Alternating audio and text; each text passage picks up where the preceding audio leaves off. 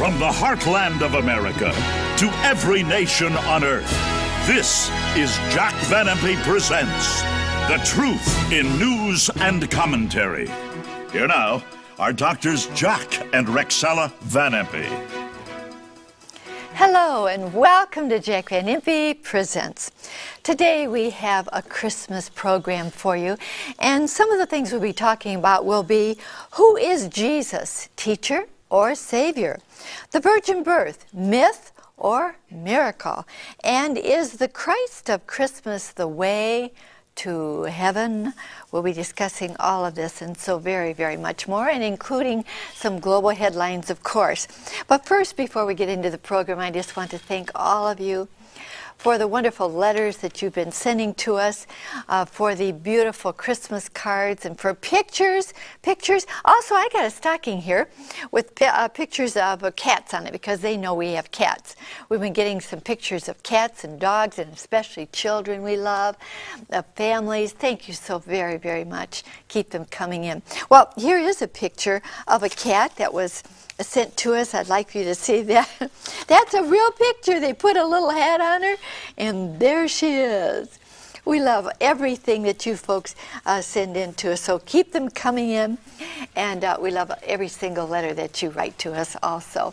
And you know, Jack, I know you join me in thanking the people. Oh yes, and do I ever love those cats. You know, years ago, centuries ago, in Egypt, the people worshipped cats as gods and goddesses. And they never forgot it. I'll tell you, I can sit there and say, come on, Finnica, and she ignores me. If I pick her up at that time, she even has memorized a Bible verse, John 16:32, leave me alone. Beat it, bub, take a hike. Right. But when she wants to come, it's another story. I'll be right in the middle of a study, and she'll jump up, and she wants loving. But I'll tell you, she means so much to us. Rexella, it was after last year, Christmas time, that our little cat was dying. She had lost 60% of her weight. She was just skin on bones. We looked pitiful for her. We had to lift her everywhere. She couldn't jump anymore. And they said, bring her in early January. We'll have to put her to sleep after they took x-rays and everything else. Well, I got down on my knees and I prayed for that little cat.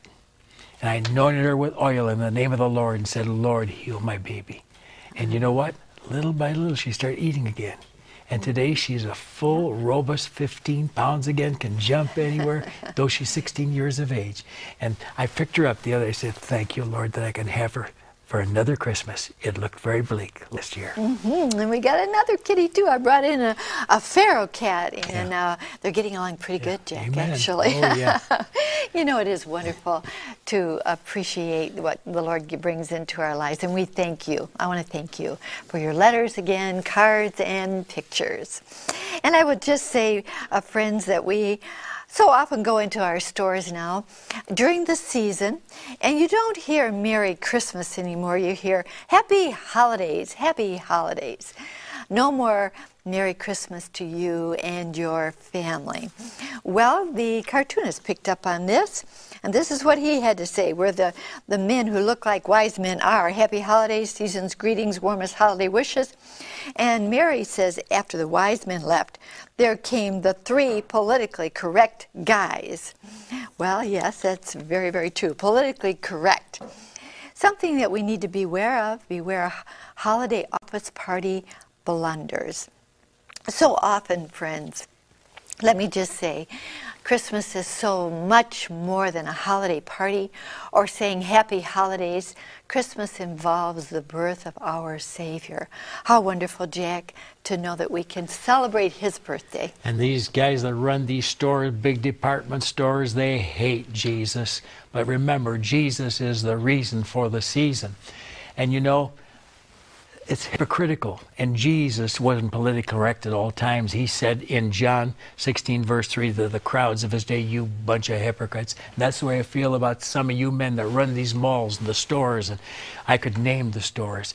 You won't allow your people to say Merry Christmas because it has Christ Mass in it. It mentions His name. But you know, Rexella, Jesus has always been hated.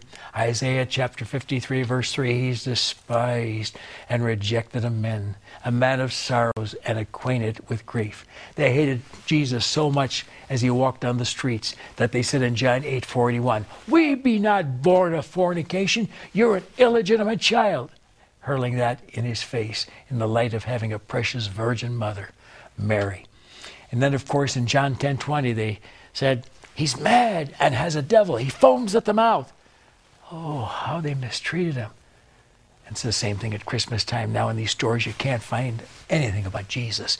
A lot about Santa Claus, but not the Savior.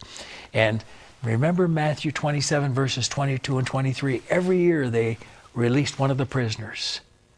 And Jesus and Barabbas were put against one another. They said, whom will ye that we release unto you? They said, Barabbas, the murderer. What shall I do then with Jesus, which is called Christ? Crucify him, crucify. They hated him.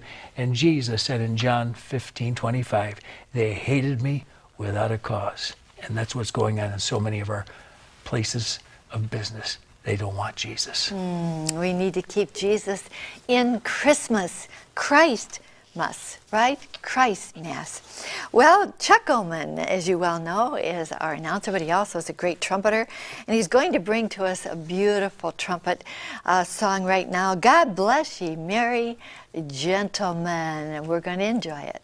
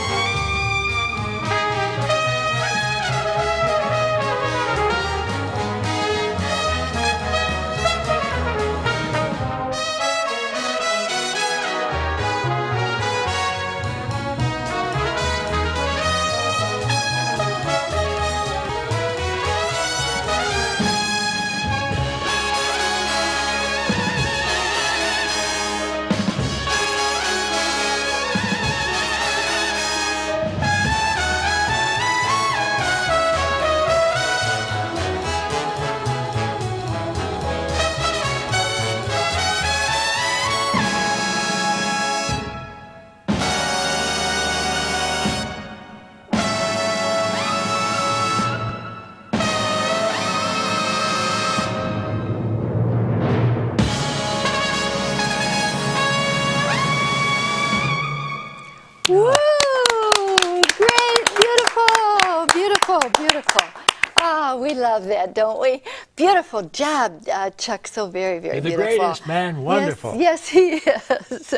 All right. You know what, friends? We thank the Lord so much that we can rejoice in the birth of our Lord. It's nothing to be sad about. This is the gift of God to us. In fact, I often say the greatest gift ever given was laid in a manger. Wonderful to remember our Savior. Thank you, Chuck. We really appreciate that so much. I'll never forget our tours to the Holy Land, and especially when we went to the birthplace of Jesus.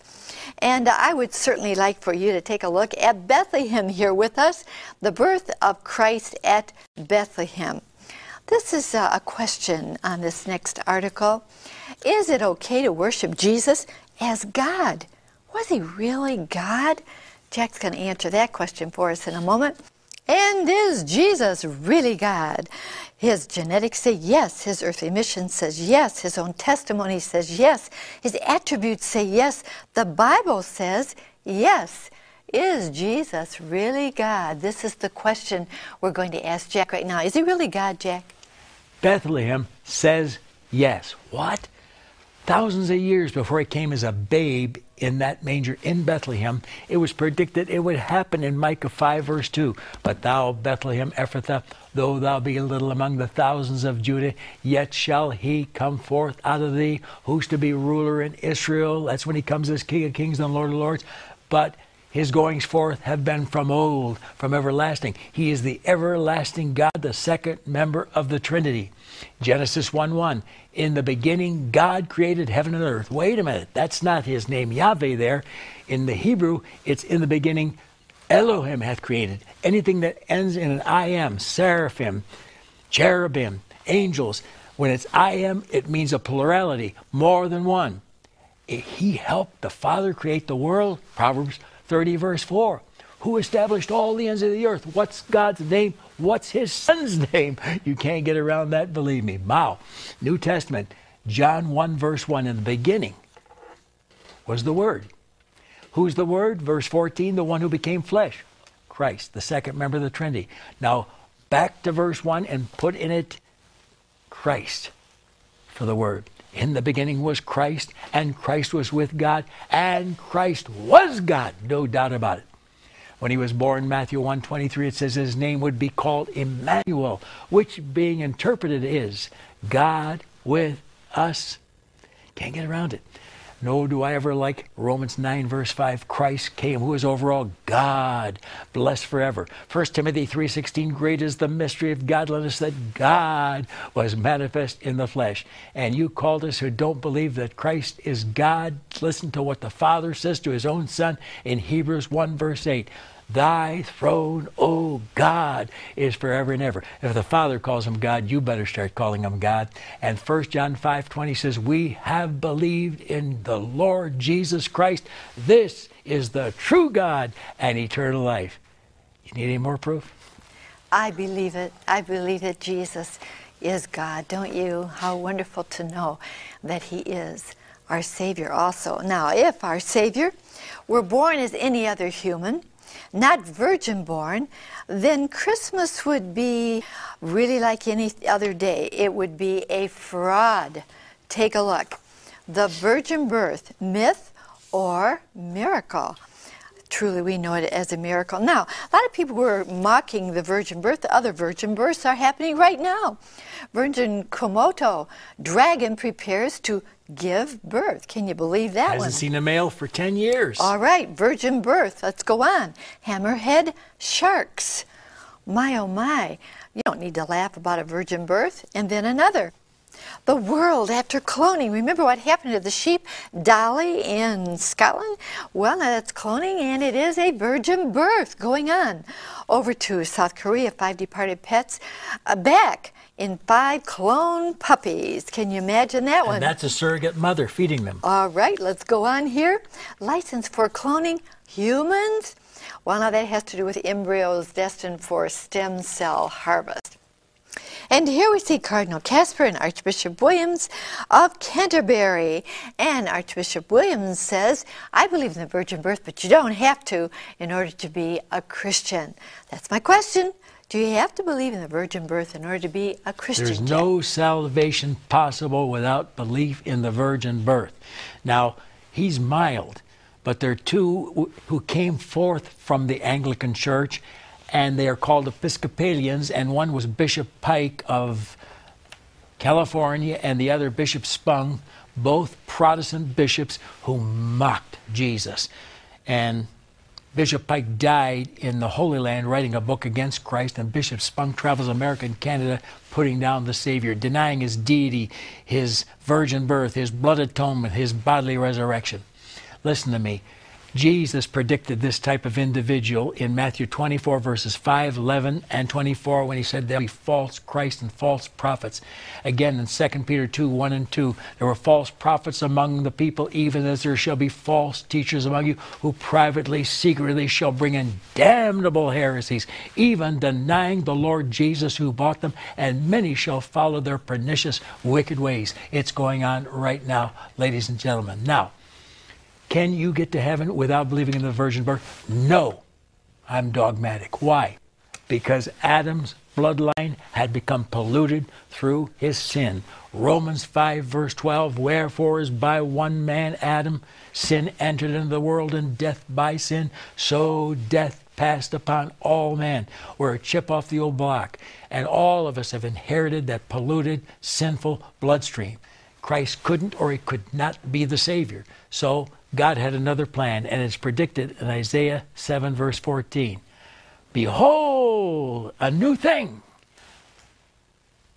A virgin shall conceive a son. These skeptics come along and say, oh, that's Alma, a young woman. Really? God hath created a new thing. A young woman shall bear a son. That happens a million times a day. It's a virgin shall bear a son.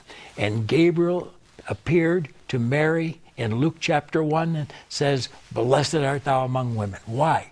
You're going to bear a son through a virgin birth. And she said in Luke 1:34, how shall this be? I know not a man. What does the word know mean? Adam knew his wife and she conceived, Genesis 4:1. Know means a sexual experience. It says, I do not know a man. I've never had sex.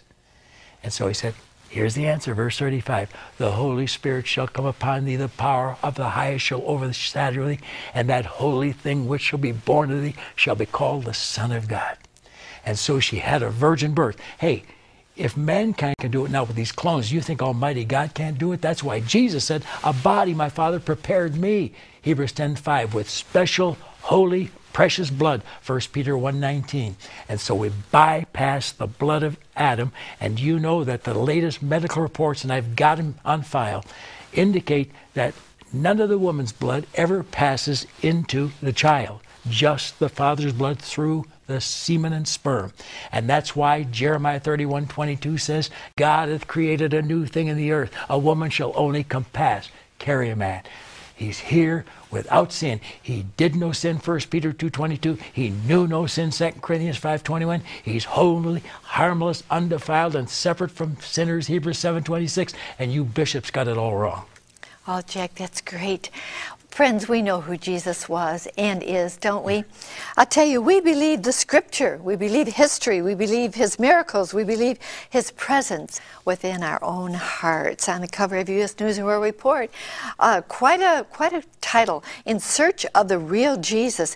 New research questions whether He was more teacher than Savior. Can you imagine such a thing written on the cover of U.S. News and World Report? More teacher than Savior? No, Jack. How ridiculous. And I'll tell you, the Pew Research Foundation interviewed thousands of evangelicals, and 57% of them said, we believe there are other ways to heaven now besides Jesus. You know why? Because they're being spoon-fed pebbleum in their churches rather than doctrine. Why did Jesus come? The Father sent the Son to be the Savior of the world, 1 John 4:14. John 3:16, God so loved the world that He gave His only begotten Son, that whosoever believeth in Him should not perish but have everlasting life. Verse 17, God sent not His Son into the world to condemn the world, but that the world through Him might be saved. John 3:36, he that believeth on the Son hath everlasting life. He that believeth not the Son shall not see life, but the wrath of God abides in him.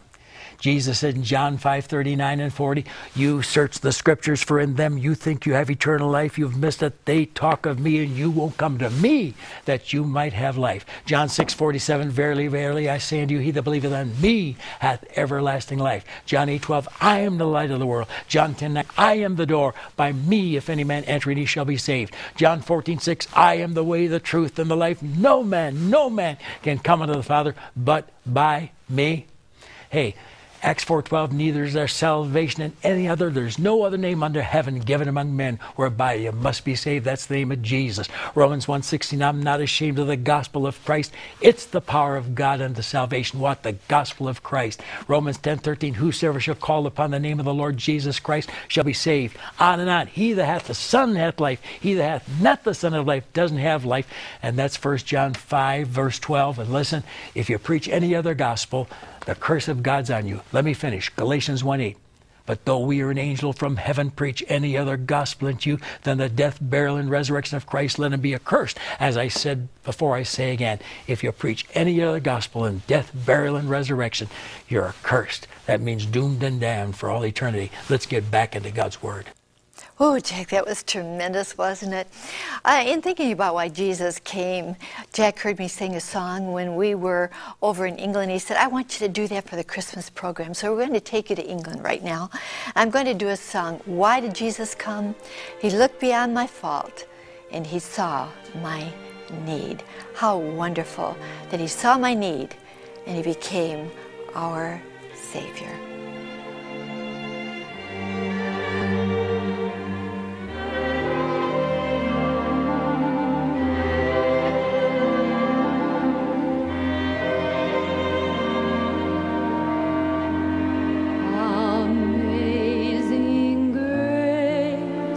Shall always be my song of praise, for it was grace that bought my liberty. I do not know just why he came to love me so. He looked beyond and saw my need. I shall forever lift my eyes to Calvary, to view the cross where Jesus died for me.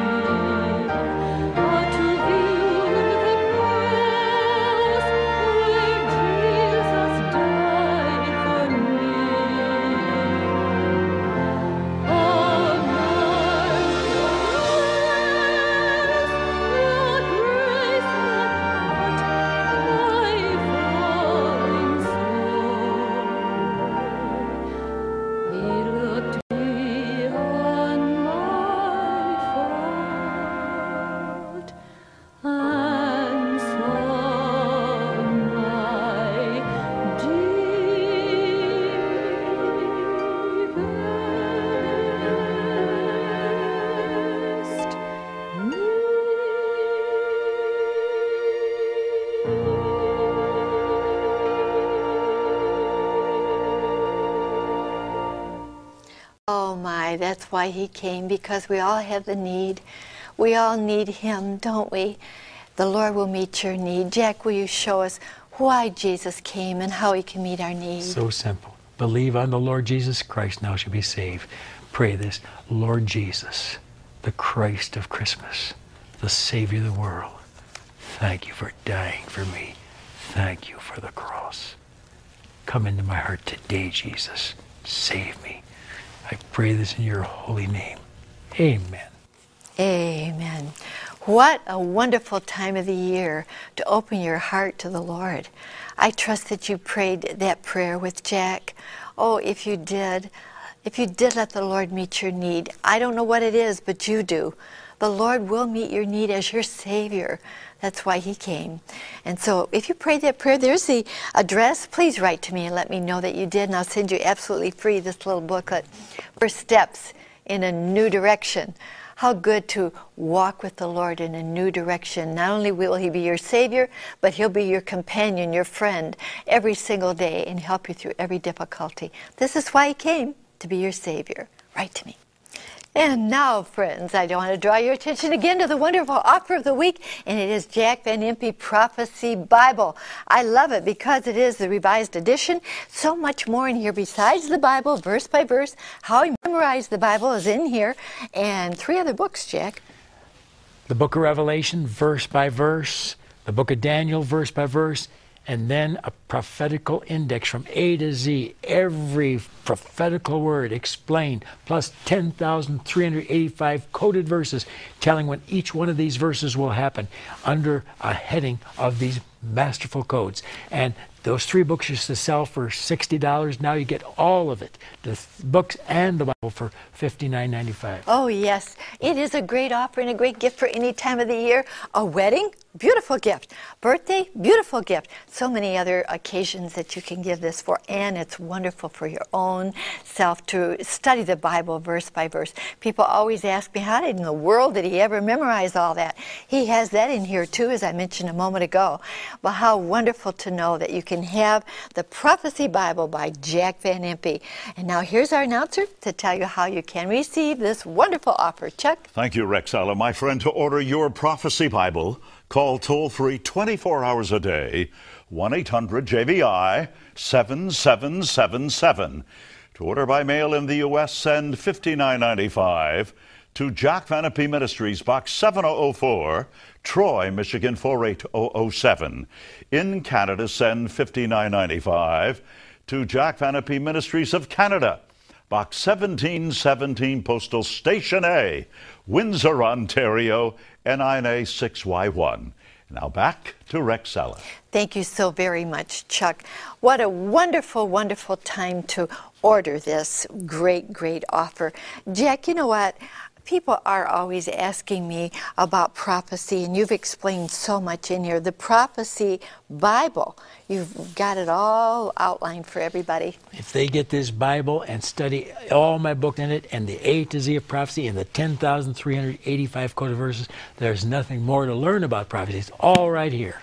And it is in a beautiful, beautiful gift box, but also it's a real leather here. So there's the 800 number and there's the address. You'll want to get this in your home, in your hands, so that you can study prophecy as Jack Van Impe has written it out so very beautifully for us. You know what? I love this Bible. I sat down and I started reading this Bible myself not too long ago, and I thought, thank you, Lord, that Jack took time to make it so very, very clear to all of us. So don't put it off. The Prophecy Bible by Jack Van Impe. 800 number, there's the address. Make the call or write to me this week. Let me just say, friends, that we do have a wonderful, wonderful website, jvim.com. If you want to see this program again, why, make sure you go to your computer and get that. Let me just say that I love saying, especially for this time of the year, God is love. Christmas is the proof. How true. We'll look forward to being in your home again next week, and until then, remember, God cares for you. So do we so very much. Bye-bye.